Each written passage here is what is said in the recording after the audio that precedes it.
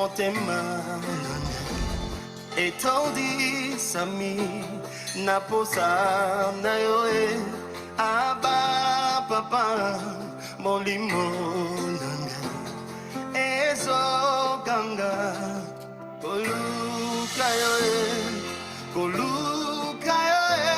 nana kotikateo kotambole nayo osambo temanga kolanda yoe nana kolembateo kungumba melayo tina bomo idake.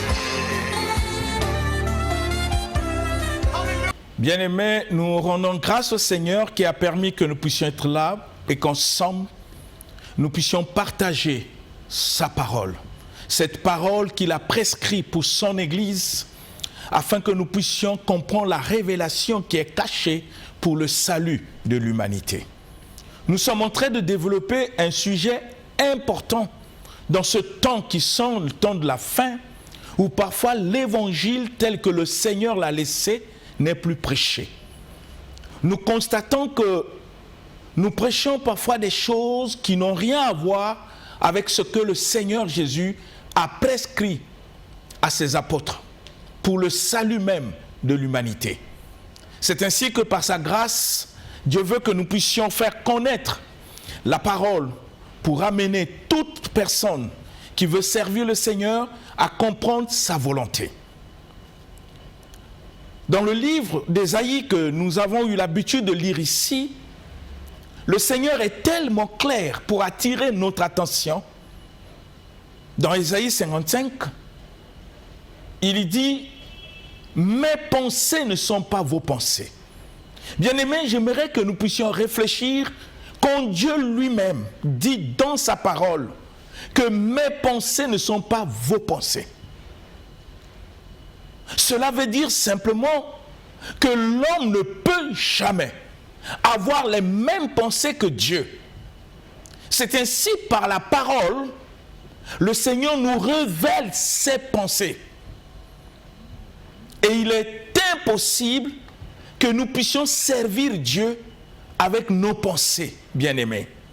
Et le Seigneur ne s'arrête pas seulement aux pensées.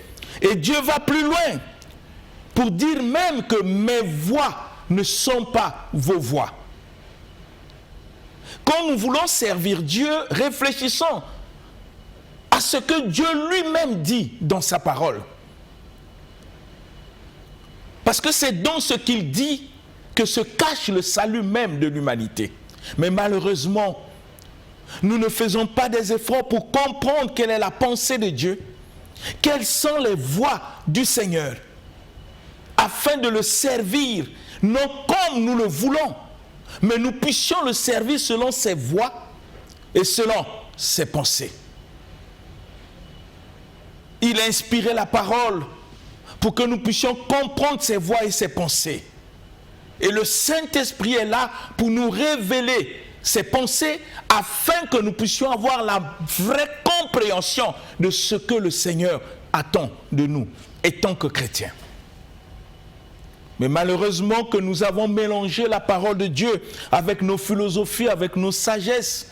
Nous avons des interprétations particulières de la parole en entraînant des autres dans une perdition absolue. J'ai donné des exemples ici pour que nous puissions comprendre ce que Dieu a dit et ce que Dieu n'a pas dit. Nous devons prêcher l'évangile. Et pour prêcher l'évangile, il faut qu'on ait la connaissance de l'évangile. L'apôtre Paul disait qu'il entrait d'enseigner parce que Dieu l'a jugé digne de lui confier l'évangile. L'évangile, on ne l'apprend pas. Il faut que ça soit confié. Faire des études théologiques, c'est une bonne chose. Je ne dis pas que c'est mauvais. Mais ça ne te donnera pas l'évangile. L'étude théologique ne t'établit pas étant que serviteur de Dieu.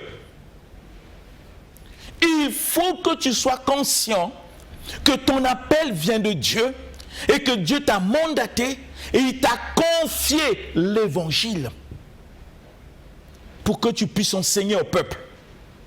Aucun homme de Dieu n'a un message, bien-aimé. Nous n'avons pas un message à donner au peuple, si ce n'est le message que le Seigneur Jésus lui-même a prescrit. Rappelez-vous de ce que le Seigneur disait aux apôtres. Enseignez-leur à observer tout ce que je vous ai prescrit. Ça veut dire qu'aucun apôtre, que ce soit Pierre, Paul, Jacques, ils ne peuvent pas amener un autre message à l'Église que ce que le Seigneur a prescrit. Mais pour enseigner ce que le Seigneur a prescrit, il faut qu'on ait la connaissance, il faut qu'on ait la révélation, il faut que Dieu puisse nous confier cet évangile afin que nous puissions parler de sa part au peuple pour leur salut. Malheureusement, aujourd'hui, nous ne cherchons plus Dieu dans sa parole. Nous cherchons Dieu dans des recherches. Et pourtant, le Seigneur nous a confié le Saint-Esprit. Comme le Seigneur Jésus lui-même a su le dire, le Saint-Esprit vous conduira dans toute la vérité. La vérité de l'Évangile est entre les mains du Saint-Esprit qui est le vrai professeur pour nous enseigner et nous révéler afin que nous puissions avoir la connaissance de ce que le Seigneur a voulu dire. Bien-aimés, vous comprenez que si on n'est pas conduit par le Saint-Esprit, nous allons commettre des erreurs et comprendre la parole sur le plan intellectuel sans révélation et donner au peuple la lettre de cette parole que nous lisons. Et ça produit la mort. Parce que c'est l'esprit qui vivifie la lettre. Quand l'esprit vivifie la lettre devient vie pour ceux qui écoutent. Parce qu'ils auront la compréhension. Comme le Seigneur a su le dire, mon peuple périt parce qu'il lui manque la connaissance. La connaissance de quoi? De ce que le Seigneur Jésus a prescrit. C'est ça ce qui doit être enseigné. Quelqu'un ne peut pas se lever dans l'église du Seigneur pour dire j'ai un message particulier. Attention, la parole dit que la parole de Dieu ne doit pas faire l'objet d'une interprétation particulière. Parce qu'il y a le Saint-Esprit qui nous amène à comprendre le message tel que Dieu veut que nous puissions l'enseigner. Sans le Saint-Esprit, bien-aimé, il est impossible d'avoir la vraie compréhension des Écritures. Jésus nous a dit, notre Maître, le Saint-Esprit vous conduira dans toute la vérité, il vous enseignera toutes choses et vous rappellera tout ce que je vous ai dit. La mission est confiée au Saint-Esprit. Il n'est pas possible qu'un homme de Dieu se lève et qu'il prêche avec son intelligence sans le Saint-Esprit. Et ça fait qu'on a une confusion dans nos églises où on ne sait plus là où se trouve la vérité de l'Évangile. Qu'est-ce que nous prêchons dans nos églises? Qu'est-ce que nous enseignons au peuple? Qu'est-ce que nous montrons aux gens? Est-ce que sommes-nous sûrs que ce que nous enseignons, c'est ça ce que le Seigneur Jésus a prescrit? Bien-aimés, je veux que chacun réfléchisse. Ceux qui viennent dans nos églises, ceux qui viennent pour chercher le Seigneur, ils ne viennent pas pour s'amuser, bien-aimés. Nous devons avoir le respect de ces personnes et se rassurer que nous sommes mandatés par Dieu et que Dieu nous a confié l'évangile et nous leur transmettons l'évangile, cet évangile. Comme l'apôtre Paul nous enseigne dans la parole, il dit, il n'a pas honte de l'évangile. Pourquoi? Parce que dans l'évangile, il y a le salut de quiconque croit. Mais est-ce que cet évangile est prêché? Bien-aimés, nous devons retourner aux Écritures, retourner à la vraie parole, telle que le Seigneur l'a prescrit, afin de ne pas induire les gens dans l'erreur. Vous comprenez même que nous avons vu au cours de cette émission le rôle des ministères ou de ceux dont Dieu a donné les ministères, comme apôtres, pasteurs, c'est pour le perfectionnement des saints, pour les amener à la vraie connaissance de qui est le Seigneur Jésus-Christ. Les amener à l'état d'homme fait, à la mesure de la stature parfaite de Christ. Il y a une raison à cela, afin qu'ils ne soient plus des enfants ballottés par tout vent de doctrine. Il y a beaucoup de doctrines, beaucoup d'enseignements au nom de Dieu qui n'ont rien à voir avec l'évangile que le Seigneur Jésus-Christ a laissé pour son Église. Aujourd'hui, qu'est-ce qui est enseigné? Nous avons laissé l'évangile de côté. Comme nous dit la parole dans le livre de Galates, chapitre 1. L'apôtre Paul dit, je m'étonne que vous vous détourniez si promptement de celui qui vous appelait pour passer à un autre évangile. Vous voyez, depuis leur époque, il y avait des gens qui enseignaient des fausses doctrines.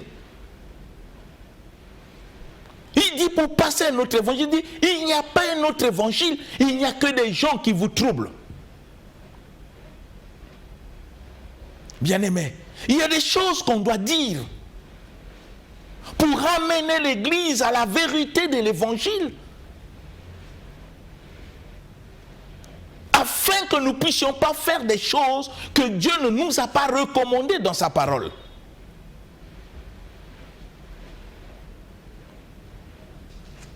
Pour que nous enseignions l'Évangile, ce que l'Église doit écouter, ce que l'Église doit entendre, ce que l'humanité doit comprendre pour le salut.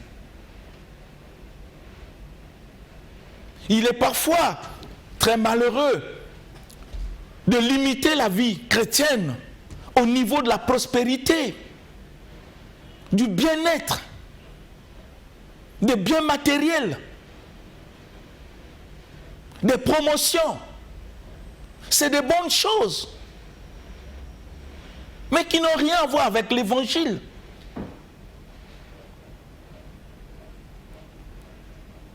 On bénit Dieu parce qu'on a eu une promotion, oui. Nous bénissons le Seigneur. Mais ce n'est pas ce qui fait de nous chrétiens ou enfants de Dieu. Parce que nous ne devons pas ignorer que la parole nous enseigne que Dieu fait lever son soleil sur les bons et les méchants. Il fait lever son soleil sur les bons et les méchants. Avoir une voiture, ce n'est pas une fierté, bien-aimé. Parce que tu n'es pas le seul à l'avoir. Vous avez des païens qui en ont. Vous avez ceux qui sont dans la science occulte qui en ont. Vous avez les féticheurs qui en ont. Vous avez les magiciens qui en ont. Ils n'ont pas eu la voiture parce qu'ils ont prié Dieu. Mais comment vous pouvez expliquer qu'au niveau des chrétiens, quand on a une voiture, il y a une joie extraordinaire, comme si c'est quelque chose d'extraordinaire? Et on limite Dieu dans le matériel, bien-aimé, sans comprendre la valeur de ce qu'est l'évangile. Rappelez-vous de ce que Jésus a dit dans sa parole. Cherchez premièrement le royaume de Dieu et sa justice. Voilà ce que Dieu enseigne. Et tout ce que vous en avez besoin sur la terre, moi, je vais vous le donner. Ce n'est pas une priorité. Si tu peux avoir une voiture, gloire au Seigneur. Mais cela ne fait pas de toi chrétien. On n'est pas chrétien parce qu'on a une voiture. Parce que ceux qui en ont, qui ne sont pas chrétiens, comment ils l'ont fait pour l'avoir? Vous trouverez ces choses qu'au milieu des chrétiens. On se réjouit à un certain moment des choses matérielles que ceux parfois qui ne prient pas possédaient ça depuis longtemps. Bien-aimés, n'amenons pas la chrétienté à un niveau bas. Dieu peut te rendre riche, Dieu peut te donner tout ce que tu veux, mais ça ne fait pas de toi chrétien. On est chrétien véritable si nous comprenons l'évangile. Ce qui doit être enseigné. pour que l'homme prenne conscience, que l'homme sache pourquoi il va à l'église. Qu'est-ce qu'il cherche à l'église? Quelles sont les raisons qui l'amènent à écouter les enseignements? Qu'est-ce qu'il fait avec ces enseignements que le Seigneur Jésus a prescrits? C'est une question de responsabilité. Mais c'est à nous, ce dont Dieu a établi. Nous devons dire aux gens, par notre intelligence, par notre sagesse, par notre philosophie, par ce que nous avons appris, par ce que nous avons lu dans les livres, leur transmettre à l'Église ce que le Seigneur a prescrit, parce que Dieu nous a jugés dignes de nous confier cet évangile pour que nous puissions parler de sa part au peuple de Dieu. Pour que chaque fidèle ait une bonne conscience de ce qu'il est dans le Seigneur. Comme je l'ai dit, c'est une question de responsabilité. L'Église n'est pas un groupe de musique. L'Église n'est pas une mutuelle. Bien-aimé, si on posait la question, pourquoi tu vas à l'église? Qu'est-ce que tu cherches dans l'église? Quelles sont les raisons qui t'amènent à l'église? Pourquoi tu dois écouter les enseignements?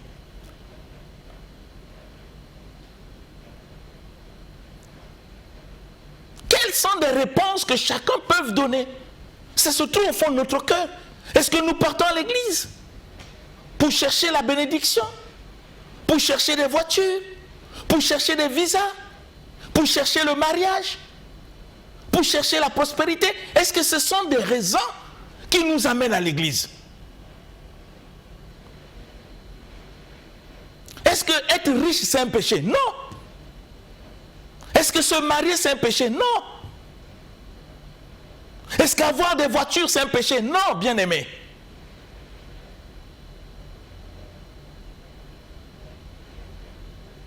Mais ce n'est pas ça qui doit nous pousser à chercher le Seigneur. Rappelez-vous de ce que Jésus-Christ lui-même a dit. Un jour, il a vu toute une foule qui le suivait. Il venait de multiplier le pain. Il a fait tellement de miracles. Mais il a constaté que les gens n'ont pas compris pourquoi ils doivent le suivre et servir Dieu. Et Jésus lui-même a dit d'une manière claire: vous me suivez parce que vous avez mangé du pain, parce que vous avez vu les miracles. Mais si vous ne mangez ma chair et que vous ne buvez mon sang, vous ne verrez pas le royaume de Dieu. Il s'adresse à qui? Il s'adresse à ceux qui le suivent pour des intérêts purement charnels, pour des besoins purement terrestres. Comme je l'ai dit, est-ce que c'est mauvais d'être riche? Je dis non. Est-ce qu'être riche c'est un péché? Non. Mais ça doit être les motivations qui te poussent à servir le Seigneur, afin de faire de ta foi un moyen de s'enrichir. On peut aussi poser la question: comment on devient riche dans le Seigneur?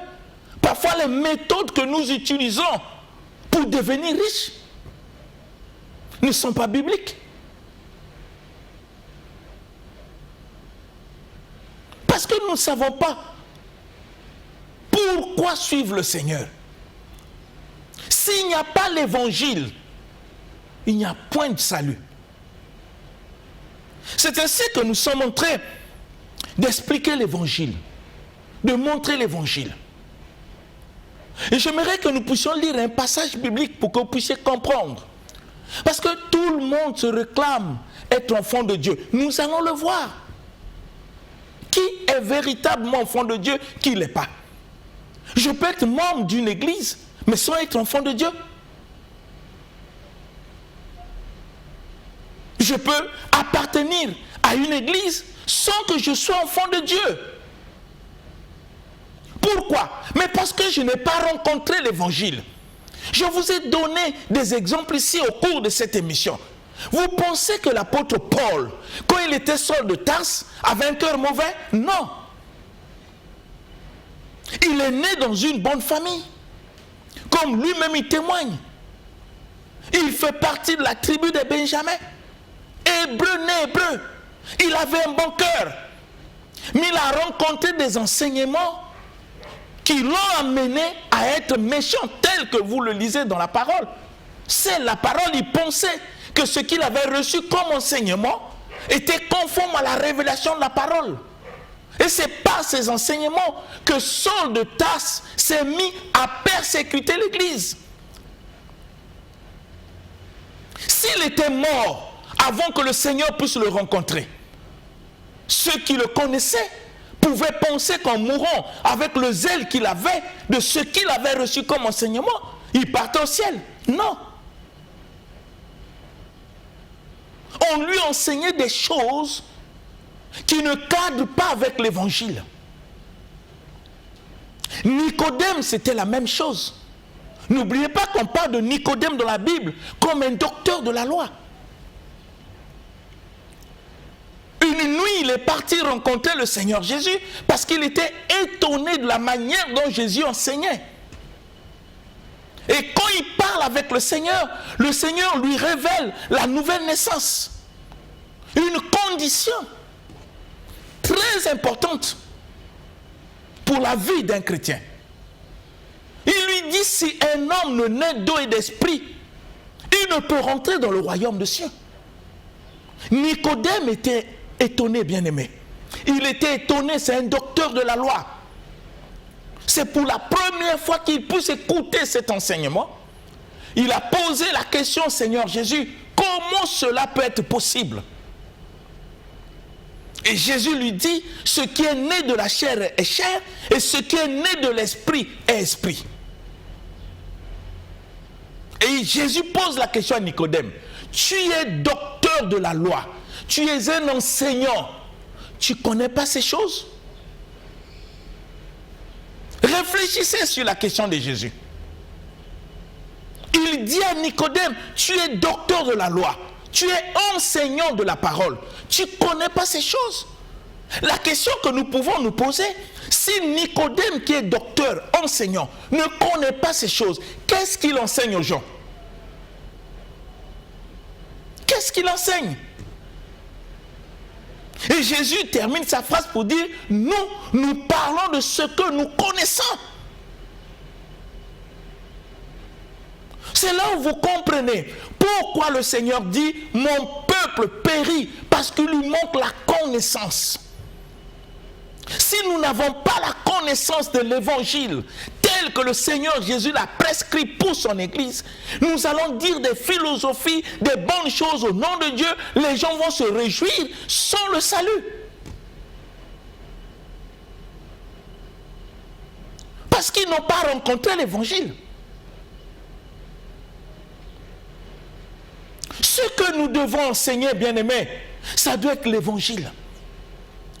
Pour que chacun se mire face à la parole, qu'il prenne conscience de ce que Dieu attend de lui.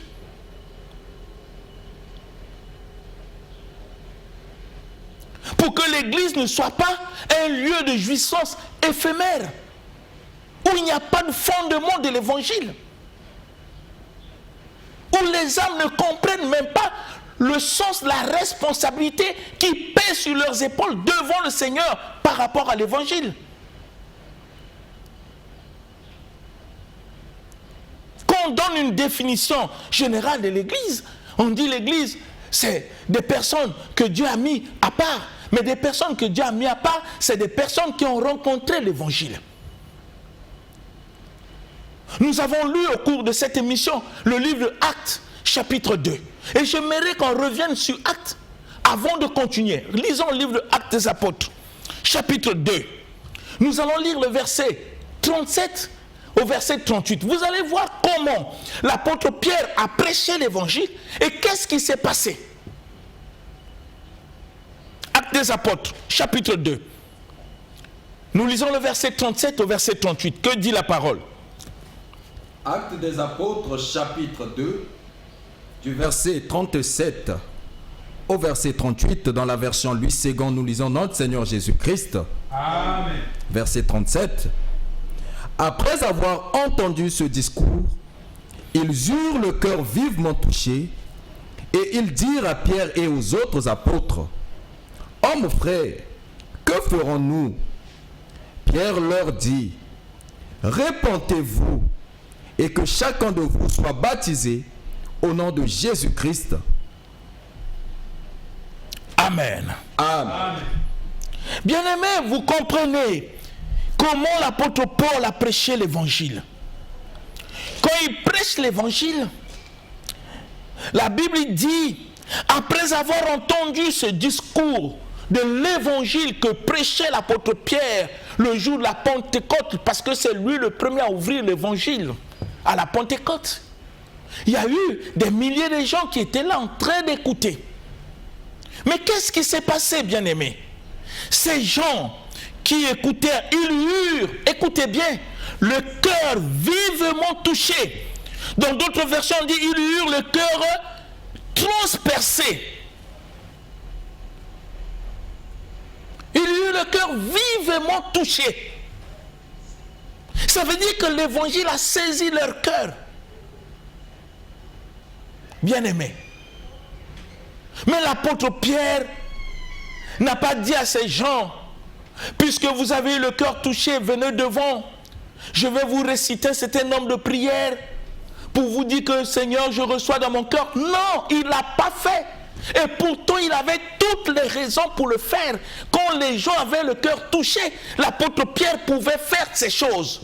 Mais il comprenait la valeur de l'évangile, la responsabilité que chaque personne doit porter dans son cœur face à l'évangile. Qu'est-ce que l'apôtre Pierre a fait? Quand les gens ont eu le cœur touché, vont toucher, et ils dirent à Pierre et aux autres apôtres, que ferons-nous? C'est une question. Vous comprenez, quand le cœur est touché, des questions qu'on pose est tellement vraies. Il n'y a pas l'amusement, que ferons-nous? Écoutez, bien-aimés, Pierre n'a pas dit à ces gens, venez devant, vous allez répéter après moi les prières. Il ne l'a pas fait. Laissez-moi vous dire, bien-aimés, Jésus n'est pas un colis qu'on doit distribuer aux gens par des prières répétées. Dire à quelqu'un, répète après moi, Seigneur, je te reçois dans mon cœur, ce n'est pas ça l'évangile. Parce qu'il va recevoir Jésus selon ta prière à toi. L'apôtre Pierre ne l'a pas fait.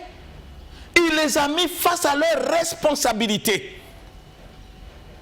Qu'est-ce que l'apôtre Pierre dit? Il leur dit, écoutez bien, c'est le message que nous sommes en train de dire de l'évangile. On va prendre, décortiquer chaque message qui est caché dans l'évangile. L'apôtre Pierre ne commence pas pour dire, croyez au Seigneur Jésus, vous serez prospères, vous allez voir ce que Dieu va faire dans votre vie. Vous allez voir comment Dieu va vous guérir, comment Dieu va vous rendre prospère, il va vous bénir. Il n'a pas dit, ça c'est des flatteries. C'est des flatteries qui n'ont rien à voir avec l'évangile. L'apôtre Pierre leur a dit, répentez-vous. Dans la version Semeur, il est dit, changez de vie. C'est une responsabilité. On met chacun face à sa responsabilité pour qu'il puisse décider. Ça, c'est l'évangile. L'apôtre dit, répentez-vous et que chacun de vous soit baptisé au nom de Jésus-Christ pour le pardon de vos péchés. Et vous recevez le don du Saint-Esprit. Bien-aimés, comprenez ces choses. Comprenez ces choses. Répentez-vous. Chose qui n'est plus prêchée à l'église. Ça fait que nos églises sont remplies de personnes non repenties. Des gens qui n'ont jamais compris que servir Dieu, il faut passer par la repentance. Par une décision. Par un changement de vie. Par un engagement. Les gens n'ont pas compris. Nous recevons tout le monde.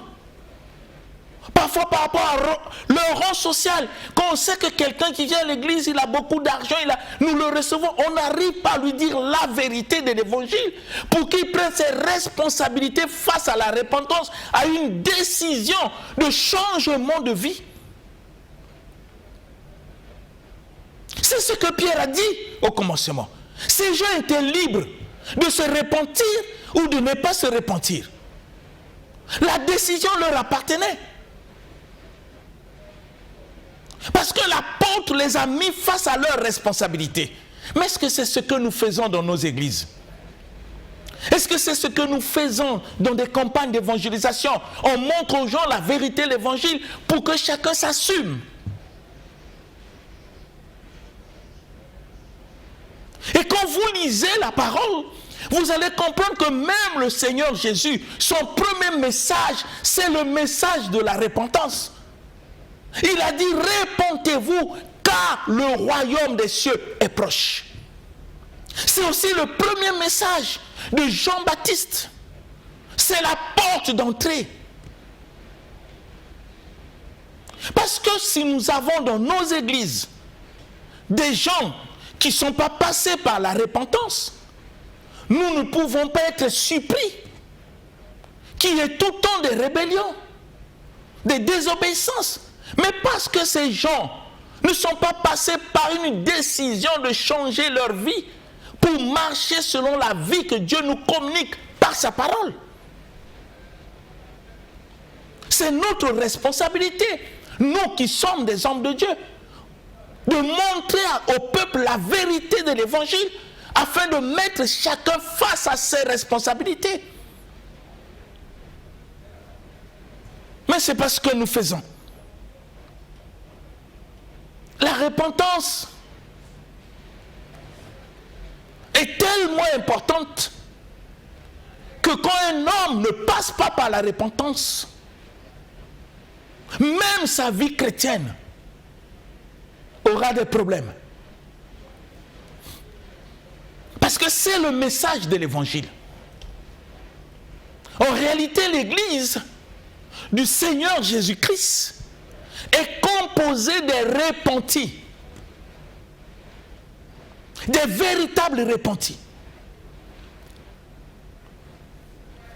Même Jean le Baptiste, quand il baptisait les gens, dit « Repentez-vous et produisez des fruits dignes de la repentance ».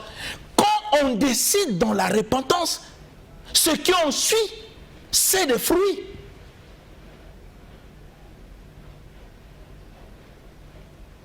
Il faut que nous veillions sur ce que nous prêchons, sur ce que nous enseignons. On a comme aujourd'hui l'impression, avec l'évangile ou les paroles qui sont prêchées aujourd'hui, des messages qui sont prêchés aujourd'hui, que quand tu vas à Dieu, tout va bien. Quand tu vas à Dieu, tu seras prospère. Quand tu vas à Dieu, tu vas voyager. C'est ce que nous transmettons aux gens. Non, ne faisons pas comme ça. Revenons à la parole. Revenons à l'évangile, bien-aimés. Pour enseigner aux gens ce que le Seigneur Jésus a prescrit pour que chacun prenne ses responsabilités. Nous parlons de cette repentance qui fait partie du message de l'évangile. Nous voulons que nous puissions comprendre l'importance de la repentance pour un chrétien. Lisons le livre de Luc, chapitre 15. Nous allons lire le livre de Luc, chapitre 15, verset 7. Que dit la parole? Luc, chapitre 15, le verset 7. Luc chapitre 15 au verset 7, nous lisons notre Seigneur Jésus-Christ. Amen.